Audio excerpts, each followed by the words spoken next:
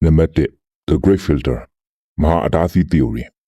စကြဝဠာထဲမှာတက်ရှိတွေဖြစ်တည်ဖို့အခွင့်အလမ်းတွေအများကြီးရှိပေမဲ့ဘာလို့တယောက်မှပေါ်မလာကြသေးတာလဲ The Great Filter theory ကတက်ရှိတစ်ခုဟာနီးပညာမြင့်မားတဲ့အဆင့်ကိုမရောက်ခင်မှာကြော်ဖြတ်ရခက်တဲ့အတားဆီးတစ်ခုခုရှိနေလို့ပါဥပမာနျူကလ িয়ার စစ်ပွဲတွေရာသီဥတုဖောက်ပြန်မှုတွေဒါမှမဟုတ် AI ရဲ့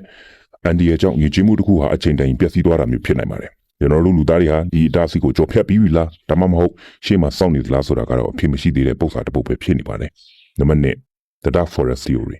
တော့နဲ့ထဲက theory ဒီ theory ကတော့တော်တော်လေးကြောက်စရာကောင်းပါတယ်စကြဝဠာကြီးကိုမှောင်မှတ်နေတဲ့တောကြီးတစ်ခုလိုမြင်ကြည့်လိုက်ပါဒီတောထဲမှာယဉ်ကျေးမှုပေါင်းစုံအောင်မုံဆိုးတွေလိုပေါင်းအောင်နေကြတယ်ဘသူကရန်သူဘသူကမိတ်ဆွေလဲဆိုတော့မသိနိုင်တဲ့အတွက်ကိုယ့်ရဲ့ဒီနေရာကိုအတိပေးလိုက်တာနဲ့တခြားသူရဲ့တိုက်ခတ်မှုတွေကိုခံရနိုင်ပါတယ်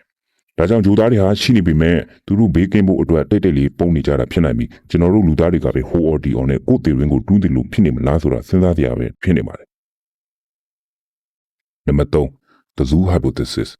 ကျွန်တော်တို့ဟာတော်ရန်တရိတ်ဆန်နေဘေးမဲ့တော်တွေကတတဝါတွေလို့စောင့်ကြည့်ခံရနေတာလား The Zoo Hypothesis အရာ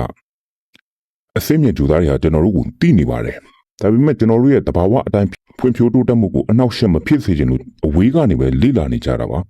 သူတို့မြန်မာကျွန်တော်တို့ဟာအဆက်အသွယ်လုပ်ဖို့မရင်ကျက်သေးတဲ့ကလေးလေးတွေလိုဖြစ်နေနိုင်ပါတယ်ကျွန်တော်တို့နီးပညာတစ်စုံတစ်ခုအစိမ့်ရောက်မှတော့သူတို့က hello လို့လာနှုတ်ဆက်မှဖြစ်နိုင်ပါတယ်နံပါတ်4 technical incompatibility နီးပညာမကိုင်းညီမှုကျွန်တော်တို့ကဂျိုသားတွေကို radio line တွေနဲ့ရှာဖွေနေကြတာပါဒါပေမဲ့ဒါဟာတော့ထဲမှာ internet သုံးနေတဲ့သူကိုမိကိုအချက်ပြမှုနဲ့လိုက်ရှာနေတယ်လို့မျိုးဖြစ်နေနိုင်မလား